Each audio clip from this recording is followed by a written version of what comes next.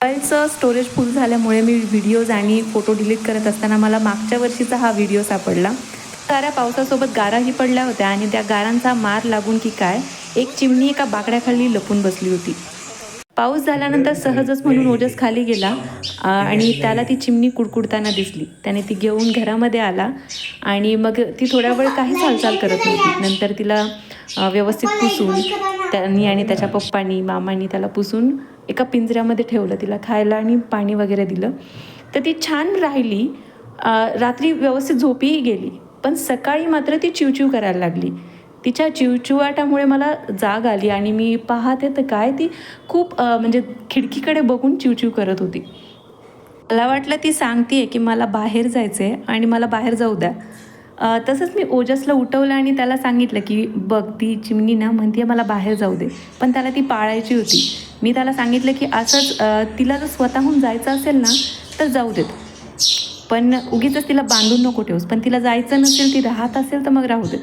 तर तो म्हणला मम्मा तू म्हणली होती ना की बाहेर गेल्यानंतर त्याला दुसऱ्या चिमण्या मारून टाकतील. मग पण तितक्यात खिडकीमध्ये तिच्या काही मैत्रिणी म्हणा किंवा तिचे फॅमिली मेंबर्स असतील कोणी, ते खिडकीतून आले आणि तिथे खिडकीत बसून चिवचिव करत होते. ही इकडून चिवचिव करत होती आणि तिकडून ते पक्षी म्हणजे तिचे जे कोणी असतील ते तिकडून तिला आवाज देत होते आणि रिस्पॉन्ड करत होते.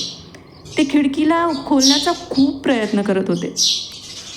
एरवी खिडकीच्या जवळही गेले ते उडून जाणाऱ्या त्या चिमण्या आज मात्र तिच्या त्या खिडकीच्या कितीही जवळ गेलं ना तरीही त्या घाबरत नव्हत्या आणि त्या सारख्या खिडकी खोलण्याचा प्रयत्न करत होत्या आणि त्या जशाच जवळ येतील तशीच ही चिमणी जास्त चिवचिवत होती आणि बाहेर जाण्याचा खूप प्रयत्न करत होती. त्या दोन्ही म्हणजे ती पिंजऱ्यातली चिमणी आणि बाहेर येणाऱ्या तिच्या दुसऱ्या चिमण्या, या दोघांमध्ये इतका छान संवाद चालू होता ना, खरंच ते दृश्य पाहण्यासारखं होतं. मला खूप अमेझिंग वाटलं ते सगळं. हे सगळं अगोदर लहानपणापासून गोष्टीमध्ये ऐकलं होतं, एकीचं बळ वगैरे. पण हे असं प्रत्यक्षात पाहिलं मी मागच्या वर्षी पहिल्यांदा. खूप छान वाटत होतं ते. तसंच तो पिंजरा घेऊन खिडकीजवळ गेला, तशाच त्या चिमण्या उडून गेल्या. आम्हाला वाटलं, ओजस म्हणाला हां मम्मा त्या उडून गेल्या आता. मी म्हटलं नाही, एकदा तू बाहेर गॅलरीमध्ये घेऊन जा आणि तिथे जाऊन मग तिला उडव. तर जसंच त्यांना तिथे गॅलरीमध्ये घेऊन गेला ना पिंजरा, तर तिच्या ज्या मैत्रिणी होत्या त्या इकडे तिकडे लपलेल्या होत्या. फ्रेंड्स आले आले आले परत ते.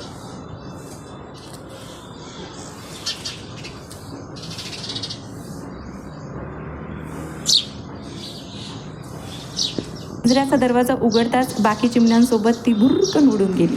जर आपण लक्ष देऊन त्यांना पाहिलं तर आपल्याला लक्षात येतं की त्यांनाही एकमेकांशी काहीतरी बोलता येतात, एकमेकांशी संवाद साधतात, फक्त ती भाषा आपल्याला कळत नाही.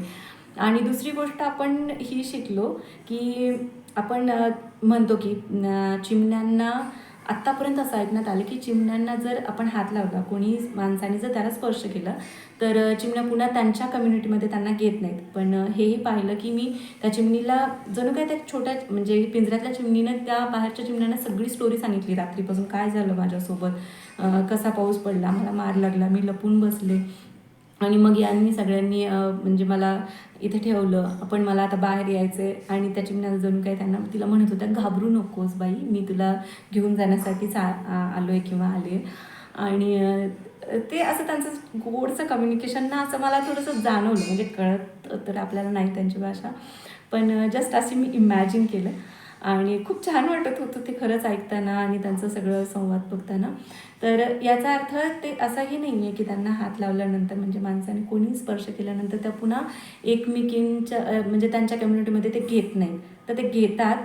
ती चिमणी खूप दूरपर्यंत त्यांच्यासोबत उडत गेली, आम्ही खूप दूरपर्यंत त्यांना पाहिलं आणि तसं काहीही नसतं. त्याच्यामुळे जर पुन्हा कधी चिमणीने एखादं घरटं तुमच्या घराच्या आजूबाजूला बांधलं आणि त्यातून चिमणी खाली पडली किंवा मग तिचे आईवडील ते पिल्लांचे आलेच नाहीत किंवा मग मांजर वगैरे त्यांना खात असेल, तर त्यांना मांजरीच्या पोटात जाऊ देण्यापेक्षा तुम्ही त्यांना वाचवा, त्यांना सांभाळा आणि पुन्हा शक्य असेल तिला जर वाटेल उडायचं तर ती जाईल निघून आणि मग असं काही होणार नाही.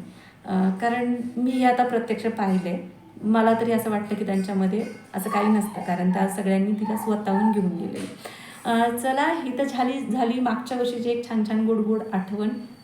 कशी वाटली ही तुम्हाला नक्की मला कमेंट बॉक्समध्ये नक्की सांगा.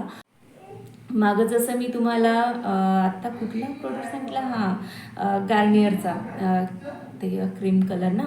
तर आता मी दुसरं सांगणार आहे फेसवॉश, जो फेसवॉश मला सूट झाला आणि ज्यांना पिंपल्सचा प्रॉब्लेम आहे ते सुद्धा हे ट्राय करू शकता. मलाही डॉक्टरनीच सांगितलेलं होतं ते फेसवॉश. तो फेसवॉश मला डॉक्टरांनीच तो फेसवॉश मला डॉक्टरांनीच सांगितला होता जेव्हा मला पिंपल्सचा खूप जास्त प्रॉब्लेम होता.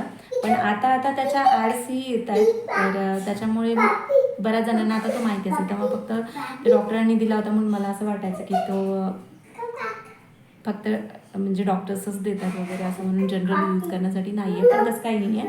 तर तो कुठला फेसवॉश काय नाही, तो कुठला फेसवॉश आहे हे मी तुम्हाला नक्कीच लवकर अपलोड करेन. तर स्टे ट्यून्ड, व्हिडिओ नक्की पहा. आवडल्यानंतर लाईक शेअर करायला विसरू नका, जेणेकरून मी तुमच्यासोबत अशा चांगल्या चांगल्या गोष्टी, त्याच्यासोबत नवीन नवीन प्रोडक्ट्स ज्याची मी अजिबात ॲडव्हर्टायझिंग करत नाही आहे, कुठल्याही प्रोडक्ट्सची मी सध्या तरी ॲडव्हर्टाईजमेंट करत नाही आहे. जेव्हा करेल तेव्हा मी तुम्हाला कळूनच जाईल.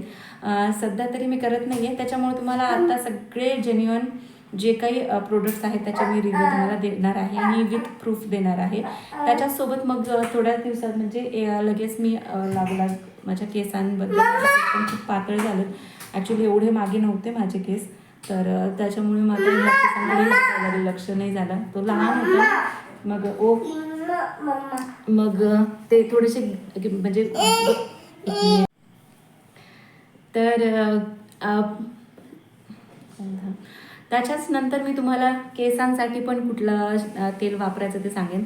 मी सध्या ते वापरत नाही आहे, पण मागं मला त्याला चांगलाच म्हणजे चांगला त्याचा रिझल्ट आला होता, जेव्हा मी कॉलेजला असताना यूज केलं होतं. खूप वर्ष झालं नाही केलं, तर बघू आता परत एकदा त्याचा उपयोग होतो की नाही ते. केस खूप पातळ झालेत, आता बेबी झाला, आता 2 वर्षाचा, तर बघू म्हटलं आता जरा वाजवू नकोस ना. तर म्हटलं आता जरा थोडंसं पाहावं स्वतःकडे. केस खूप विरळ झालेत तसे, आणि मग ते केस परत येतात की नाही आता पाहू. ते तेल मी रोज लावणार आहे. ते कसं लावायचं, ते कुठलं तेल आहे, कधी लावायचं, आणि त्याच्याबद्दल सगळी माहिती मी तुम्हाला लवकरच अपडेट करेन. चला बाय बाय, भेटू पुन्हा. इकडे बाय बाय. आणि ही इंक पण त्यानं माझ्या हातावरती स्वतःच लावली, आणि हे पण छान छान त्यानं स्वतःच लिहून घेतलेले. आणि याच्यावर काय लिहिले बाळा, हे काय लिहिलं, यल लिहिलंय त्यानं. इंक आहे का ही, काय आहे ही त्याच्या पण हाताला लागली आहे. आणि आता तो धू म्हणून रडतोय माझ्या मागे. चला बाय, भेटू नंतर. Bye bye.